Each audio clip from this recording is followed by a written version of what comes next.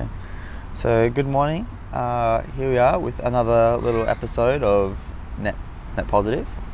Today we're sitting down with Natasha Deen, who's here fighting the seismic testing that is going on in Newcastle. So good morning, Natasha. How are you? Hi, Ziggy. I'm good, thank you. So for people who are unaware, because there still is a huge portion, I think, of the public on the East Coast, in Newcastle is becoming more of a known issue.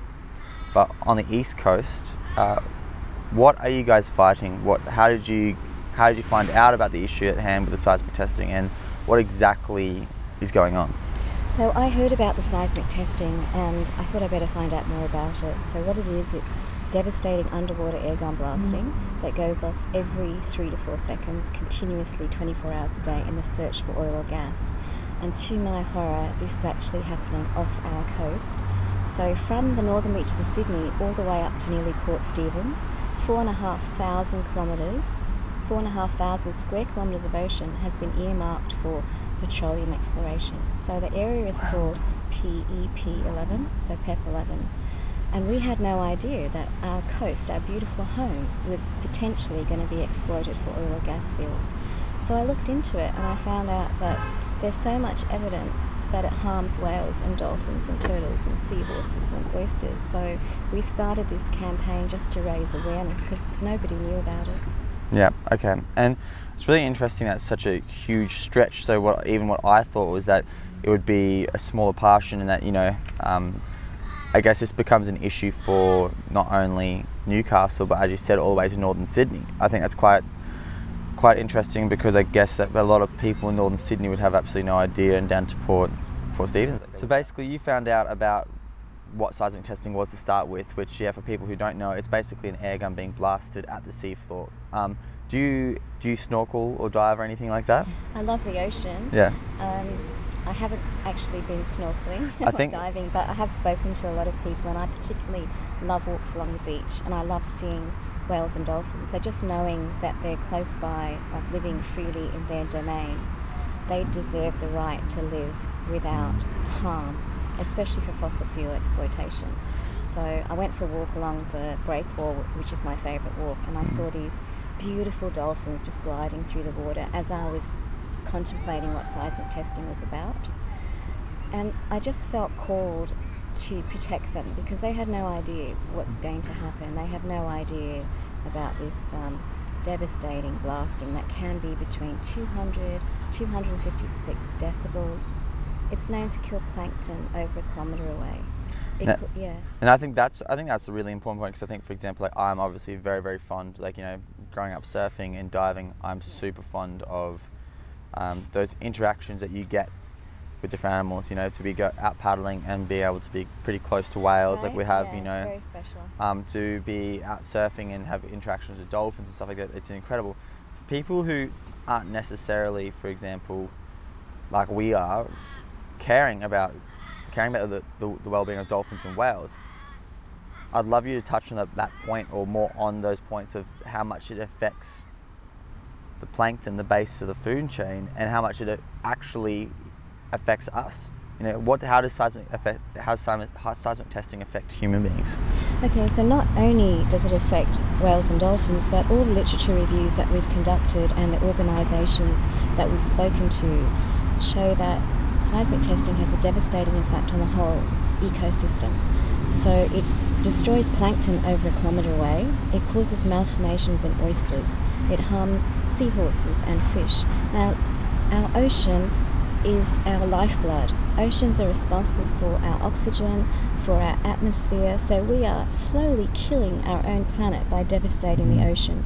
So it's not just whales and dolphins that are affected. I mean, if you can imagine plankton being killed 1 kilometre away, and the huge area that we're doing this seismic testing, it's going to devastate our whole planet. A huge portion, and I think it sets precedent as well. As soon as something gets put through on somewhere like the East Coast, then this kind of makes a bit of an open shopping market, really, in terms of if this huge portion gets accepted and gets through, then it sets like anything. It sets precedents for that to happen north and south of here. Well, that's exactly right. This is just the first step. They'll drill for one well, Yeah. Do you think they're going to stop at one? No. And because the whole area is PEP 11, goes from northern Beaches, Sydney, up to north of Newcastle, then that whole area could potentially become an oil or gas field. So what they do is they're exploring for oil or gas. If they find good drilling targets, which they already have, then that then is put forward to tender, and you don't know who's going to come up and try and get that. We could have foreign investors, and also 2/3 of our gas is actually shipped overseas. Yep. So we don't domestically need the gas. Obviously we all know that the way forward is clean energy and solar power. So to be devastating our ocean, to be harming our whales and dolphins, to be tormenting them and causing this horrible devastation for the sake of fossil fuel extraction, which we don't need, to me is just really unconscionable. Yeah, I think as well, like it's an interesting, as in there's obviously been a huge pushback, and as much as there's the fishing industry needs better practices constantly, like there can always be things done better, but it does truly affect, I think, it does affect jobs for Australians, because I think that one of the pushes would be the fact that it's going to create more jobs, it's going to create more wealth for the Australian economy, and it's not entirely true, because what you devastate is tourism industry with your whale watching, because whales being super sensitive sonically, I mean, all you have to do is dive once or twice with a jet ski anywhere nearby it, and you go, and it feels like the boat is above you. It's super nerve-wracking, and so forth. Just the fishing industry alone and the tourism industry based around, whale encounters all up and down the East Coast. Yes. It will have a huge impact, not just environmentally, which is saying enough, but I think it's also going to have a huge impact on jobs and the economic well-being of people who are working with the coastline. It's huge. It's been known around the world that fishermen report loss of catch and catches of dead and decaying fish following seismic testing. So in Ghana, fishermen used to pull up 3 boatloads of fish before seismic testing, and after seismic testing they could barely fill one. In South Africa, the locals call it an assault to their livelihoods because of their loss of catch. And in Norway, they had 80% drop in catch. So around the world, it is well known, and fishermen are uniting to oppose this. In addition, there was no consultation with tourism operators prior to the last seismic testing. That's really... There's no community consultation at all. So as the legislation stands at the moment, we don't have an opportunity to protest this. Yep. It is purely the federal government, even though the councils have opposed it and the New South Wales government has opposed it. The federal government has imposed this on us without our consent. It's really interesting, I think the issues become pretty important, or should become. I think the ears should prick up for people, particularly locally from, on this end of the New South Wales coastline. Your ears should prick up when even your local council and local government and state government is opposing something going. That's when it should, because you would argue that it usually is communities. It shouldn't usually be this way, but it's community would, let's say, be trying to fight something to have the support of the state government, the support of their local governments or the local council. And the fact that this has been overthrown by the federal government is, I think, a really interesting point of how much that people need to be more aware of what's happening, because at the moment it sounds like the state government and this council could actually use the support of its community at this point. Well, we're certainly rallying really hard. We've got massive community support. This campaign started just under a year ago, just with me, one person, standing at the market with a little sign saying "Stop seismic testing." And since then we've grown to 330 members with 26,000 supporters and signing petitions. We have got alliances with organisations around the world, including the ocean company that advises the United Nations. So I've actually made contact with them, and they're supporting us, and we are co-authoring a letter to the authorities, because they had a conference at the United Nations on this seismic testing and how it affects the oceans. So it's really a very serious issue that we're just allowing to happen right off our shores. So we have to really mobilise everybody to speak up, to spread the word, share the story, speak to MPs, and let them know that we will not vote for a party that allows this to go ahead. And so forth. And just because we were discussing before we started this interview what latest update is. What's the latest on the progress of this issue? Well, unfortunately, the title holder of PEP 11 is going to go ahead with really devastating 3D seismic testing, which is even more devastating because it consists of multiple air gun blasts going off simultaneously every 3 to 10 seconds, 24 hours a day, for days or weeks on end, over 500 square kilometres from Newcastle to the Central Coast. And the reason they're doing this is to find the best drilling targets. Yeah. So they know there's rich reserves there, hydrocarbons, so they're just trying to find the best drilling targets. Yeah. So we're really worried this is just the first step. Yeah. And that soon that we will have that gas field. Now the sad thing is that they're trying to push that through quickly. They're probably trying to do it before the election. And we know that the environmental plan is said to be released in this quarter, so by March. Okay, and so for people who've just cottoned onto this, or people from maybe, let's say, what should people do what can people do locally who are living in Newcastle or in this region, Newcastle to Central Coast, and what could people do who, let's say, are listening to this, watching this, who aren't living locally? What actions can they take to help? The first thing, you can jump on our website, saveourcoast.org.au, and you can sign a petition. We've got 26,000 signatories already. You can become a member online as well, and you can make a donation to help us. And if you're local, you can attend our events. So keep an eye on our Facebook page, Stop Seismic Testing Newcastle, and we do have 3 big events coming up. And in this way, we are mobilising the community. We're making a show of force to show our decision makers that this is not okay. Yeah. We care about our coast.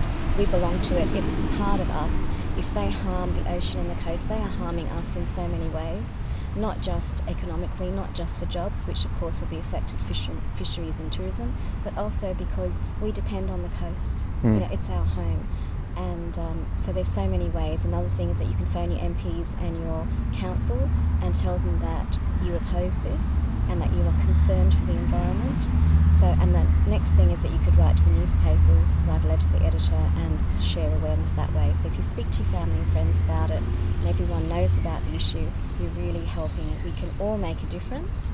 So I believe that we can sit at home and feel really despondent about the state of the environment. We can sit at home and be upset about the whales and dolphins and what's going to happen, or we can mobilise and act and rise together and stand up for our beautiful coast, because our marine animals, they can't speak for themselves. Yeah. They're relying on us to be their voice.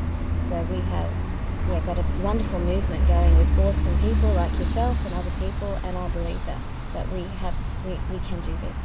I think that's a really good point, the despondentness that people are faced with, because when you talk about things being pushed through and being opposed even by governments, as in like state governments, and to then have the federal government still ignore that, it can make people feel absolutely despondent for sure. And I think that I agree that there's been tougher times, and we are at an incredible point of a huge access to communication as communities all across Australia and all across the world.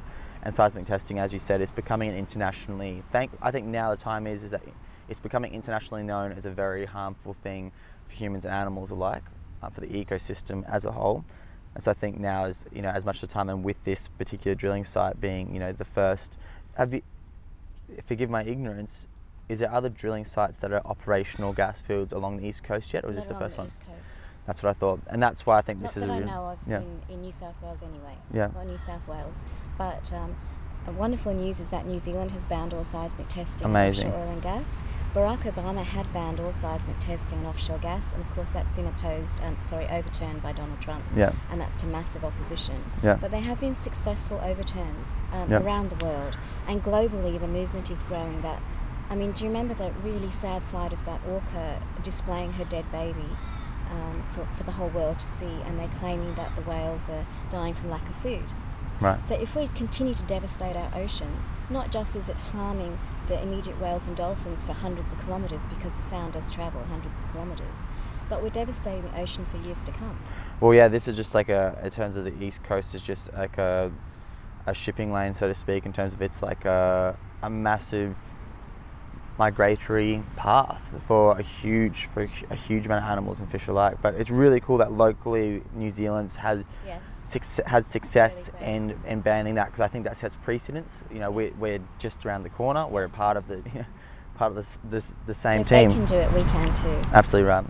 Okay. And also, we're in the whale migration path, as you say. Yeah. So to me, it's crazy. These whales are not our whales. They go around the whole world. Absolutely right. So for us to actually do this seismic blasting in the whale migration route and potentially ruin the food supply. And also, of course, we have dolphins here all the time. I mean, what else is interesting is the fact that it's the East Coast, particularly this side of the East Coast, is known for some pretty wild weather.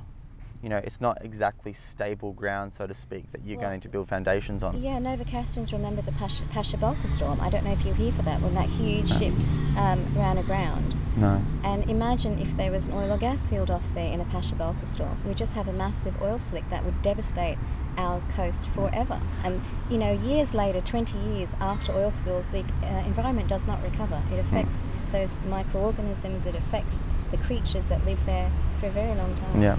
And for people who want to, so for people who right now after this want to go watch or read up on something, is there anywhere on your website that cites you know, documentaries or short videos that they can go and? Sure. We've been lucky enough when we started this campaign to raise awareness. We've had over 30 media reports, and in those media reports we have a lot of information there, and that's all on our website. On the website. Look at. We also have links to other organisations like Greenpeace and Ocean Care that are supporting us and also fighting the seismic testing fight as well. Okay. Well, Natasha Deen, thank you so much. Thank you so much, Ziggy, for your support and for giving us a shout out at your concert and for inviting us. We're so thankful to have people like you help us in this fight. Thank you for fighting the fight on the ground, and saveourcoast.org, isn't it? .org.au. .org.au, yeah. Well, guys, tune in, go do your research and learn a bit more about seismic testing.